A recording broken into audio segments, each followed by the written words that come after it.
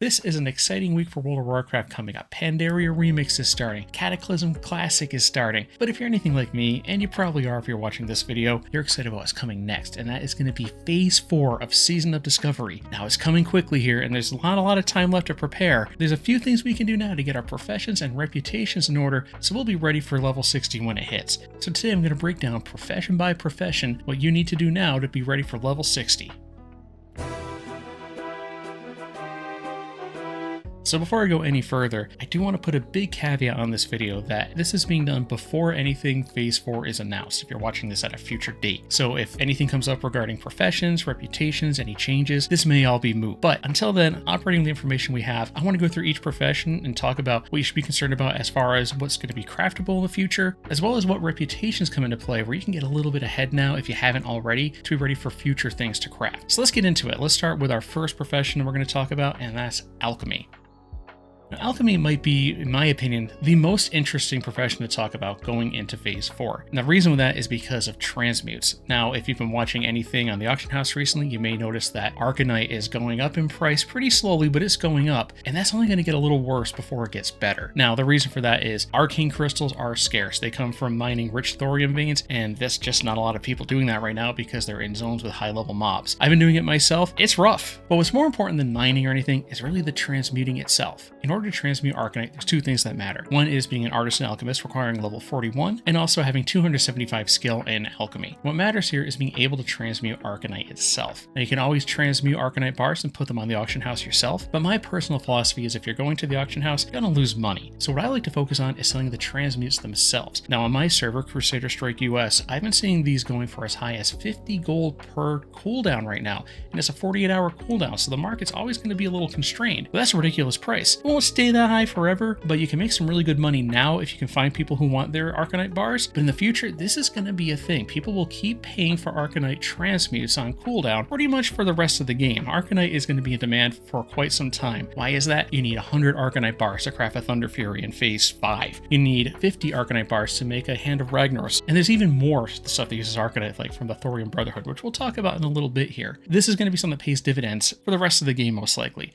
So what I'm focusing on right now is taking all my alts, like my Phase 1 alts that I made and kind of abandoned as these got a little more focused on my main, and leveling them up to level 41 using incursions, doing those loops, getting leveled up really fast, and just making them transmute bots. Now leveling alchemy is pretty affordable right now. There's a lot of good recipes that are not very expensive, especially if you follow one of the leveling guides. The WoW Profession Guides is my personal favorite. And you can get a bunch of alts up to 275 pretty quick and ready to transmute. You can also go into transmute specialization if you want to try to get extra procs as well. Personally, I think that's a little expensive. I might do that on one of my characters, but not all of them. But in the future, that's one way I'm going to be generating gold for myself. Pretty passively, every 2 days, find someone who needs bars, take their materials, take their gold, and give them a bar in return. Pretty easy, minimal effort, minimal work, and a good way to get that sustained income for the rest of the game. There's one other transmute worth talking about right now, and that's transmuting Essence of Earth to Essence of Water. Now this one comes from the Timbermaw reputation vendor and only requires friendly, so not the hardest rep to get. You can grind that out now, killing mobs in Northern Fellwood or Western Winterspring, so there's ways to get there today. Now why this one is good is because Essence of Earth is plentiful, so there will be plenty of Essence of Earth to go around. Essence of Water, however, a lot harder to farm, a lot rarer in overall, so being able to transmute Earth into that might save you some gold yourself, or let you have a way to make a little bit of gold on the auction house as well. Aside from transmuting, the only other thing I'd really want to mention for alchemy this phase are flasks. Keep an eye out for the recipes for a Flask of Supreme Power, for instance, that gives spellcasters 125 more spell power.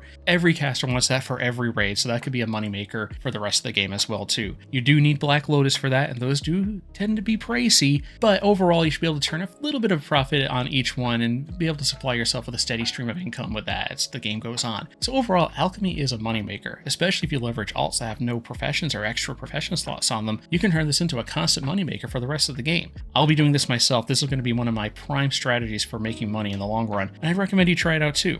So let's talk about the next profession on the list, blacksmithing. Now, blacksmithing historically has been useful for things like elemental sharpening stones, which is a pattern that drops in Molten Core that a lot of people use on their offhands. It'll see less use in Season of Discovery because of wild strikes on druids, but overall, there'll still be some money made on this for dual wielders on their offhands, for instance. But let's talk about the big reputation for blacksmiths, and that's Thorium Brotherhood. Now, you may or may not want to do this grind yourself. It's a very painful grind. It requires a lot of materials to turn in. However, if you're going to be in a raiding guild, especially if you're trying to maximize your raid's output, this is one worth considering. Now, the main reason you go for Thorium Brotherhood rep is for one item, and that is the Nightfall Axe, which requires Exalted rep to get the pattern for in order to craft. So it's a pretty big investment to get that rep done. However, if one person in your raid is wielding Nightfall, it has an incredible proc on it that increases spell damage by 15% for 5 seconds on the target. Historically, Nightfall has been used by classes like Enhancement Shamans, Retribution Paladins, even warriors who are just spamming Hamstring to try to get that proc as fast as they can on the boss for the spellcasters to do more damage. And we may see this use again in Season of Discovery as well. The jury's still out, I think, on a lot of these old weapons in case they do get updated and whatnot, but Nightfall's one that kind of is always lingering around, and many high-end raids do like to run it, so keep it in mind. Now, getting rep with Thorium Brotherhood is a bit of a pain. It requires from neutral or friendly alone either 480 iron bars, King's Blood, or 1200 heavy leather, along with 240 Incendisaur scales and a bunch of coal you can buy right from the guy you turn into. For the Incendisaur scales, you need 240, and that's a pretty easy farm in Searing Gorge. There's only one place they spawn below in the Dark Iron Dwarf area, and they drop 2 to 4 scales per. It shouldn't take you more than like an hour or two to farm these up. However, I've noticed recently these are pretty valuable on the auction house. I was able to sell about a stack of 20 for about 2 or 3 gold, so this might be a pretty easy gold farm if you want to make a bit of quick gold right now without having to do things like incursion loops. To get to Honored, you need 960 Dark Iron Residue, and that drops in Blackrock Depths, so there's been a lot of people farming that recently and getting the Dark Iron Residue. However, it's really cheap. I think I got all I needed for that for less than 10 gold. At that point, we're stopped to level 60, and then it gets really difficult. To get to just Revered, you need 2400 Dark Iron Ore, or 60 Fiery Core or Lava Core, which drop out of Molten Core, or Blood of the Mountain, which comes out of Dark Iron deposits for miners, or 280 Core Leather from the Core Housing Molten Core for that Skinners can get. And then we're just talking about Revered. Double that for Exalted, another 4200 Dark Iron Ore, 280 Core Leather, 105 Fiery Core, Lava Core, Blood of the Mountains. And then you can buy the plants to craft a Nightfall. Very hard, very expensive up front, especially Molten Core first launches. Those cores are not cheap. In the long run for your raid, if your raid's only to help you get there, that's a pretty good investment, I'd say. Now, on top of Nightfall, there's another weapon that I think is of particular interest to Retribution Paladins, and that is the Black Fury Polearm. Now, this polearm is something that's been around since the beginning and never really used. It's been kind of a meme weapon for years for like two-handed Fury Warriors. But for Retribution Paladins now, since speed is everything, it's a 2-1 polearm with 35 strength and 1% crit. So that's a pretty attractive weapon for a Paladin. This is something I'm going to be trying to get on my Paladin, unless they work something like, let's say, making Bone Reaver's Edge a 2.0 weapon. That'll be better than this. But in the meantime, it's something to plan for, something I'm shooting for. I'm saving up some Arcanite bars so I can score some cheap and easy. So something to think about there. And that one only requires Revered for the Thorium Brotherhood too. Not the worst grind, but I'll probably be going to Exalted anyways, so it's just a step along the way for me. But that's pretty much it for blacksmithing. Now let's go to the profession that I think has the roughest time looking ahead here, and that is enchanting.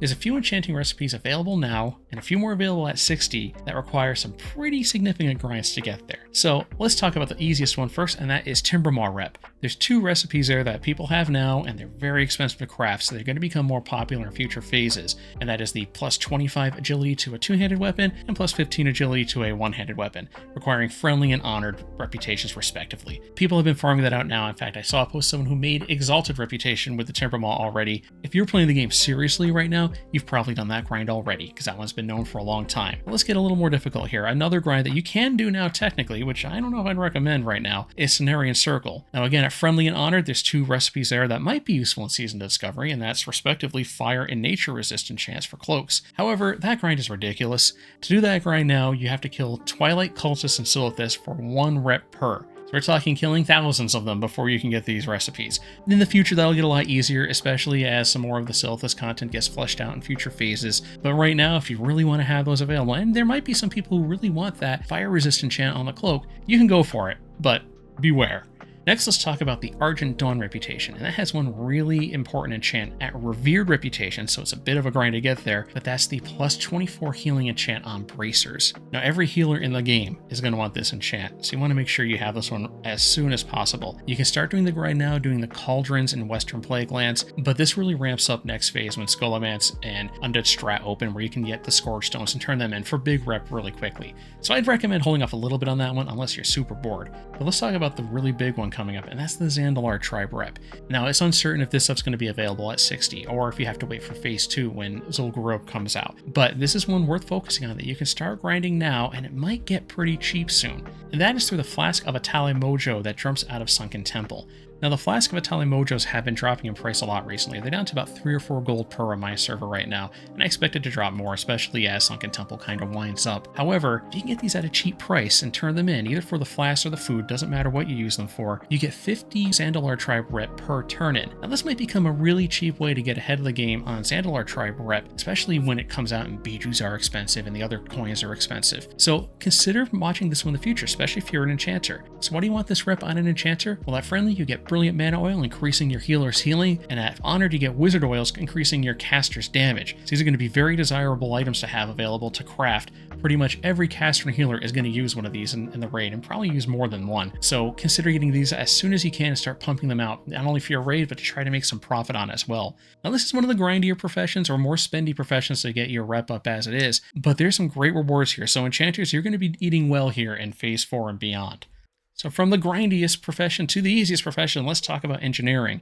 Engineers, there's no reps for you to grind. There's nothing really for you to do here. They may add more stuff in. I expect them to, because engineers just have one thing to worry about at level 60, and that's crafting goblin sapper charges. You can do that now. You can use them now. Just go to Tanaris and talk to the goblin, go goblin engineering, and go learn how to make them. If you raided Classic in 2019, you know having your whole raid with engineering and sappers to down Vasidius in one phase is the way to go. So that's it. You're ready to start planning ahead for the future. Sappers are super useful. Use them as much as you can on every boss, especially if there's multiple bosses that hits them both for a lot of damage. Not the best money-making opportunities for engineering looking ahead with what we have today, but I expect that to change in the future as well. Now let's move on to leatherworking, and let's start with what the best money-making opportunity for leatherworking is, and that's going to be cured rugged hide. Now, how do you get these? Well, you need rugged hide, deep rock salt, which is plentiful and cheap, and a salt shaker made by engineers. Now, cured rugged hide is used in a bunch of high-end recipes, including things like the Devilsaur set, which will probably still have a role to play in Season of Discovery. You'll want to be making these on cooldown. These also have a 2-day cooldown, so you'll be able to sell these in a market that is constrained by time. You could have other alts lined up with leatherworking if you wanted to make more cured rugged hide, and overall it should be a good moneymaker. Again though, sell the cooldowns, not the items. That's where you get the most profit for the least amount of work. Speaking of cured rugged hides, there's one great item that uses them along with a bunch of other mats. It's from our friends in the Thorium Brotherhood, requiring revered rep in order to get the pattern to craft it. Yes, Thorium Brotherhood yet again. Hopefully you or some other leatherworker in your guild is ready to grind out this rep, because your paladins, druids, and shaman are all going to want this belt for healing. It's not cheap to make, it's not cheap to vest and to get the pattern for it even, but the belt here is really unrivaled as it currently stands for phases to come, so it's well worth the investment. All that aside, that's pretty much the only reputation to worry about as a leatherworker. There's some other items here or there you might want to get, but the other thing I'd really worry about as a leatherworker is going tribal leatherworking for the Devilsaur gear. It's very popular. A lot of rogues want it, warriors want it, pretty much anybody who can benefit from the stats on it want it. Now, will the Devilsaur gear still be worth it in Season of Discovery? That remains to be seen. However, given how historically this has been the go-to set for classes that can use it like warriors and rogues when they hit level 60, I think tribal leatherworking is still a good investment.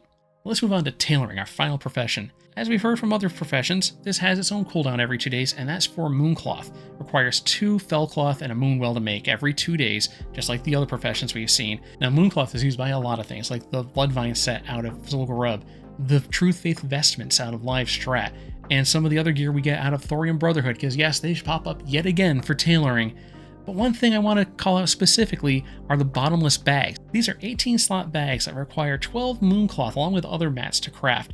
So these will be relevant for the rest of the game and will always be expensive. If you don't want to sell your Mooncloth cooldowns outright, you just want to make bags and sell bags, you'll be making Mooncloth on cooldown regardless in order to get these made.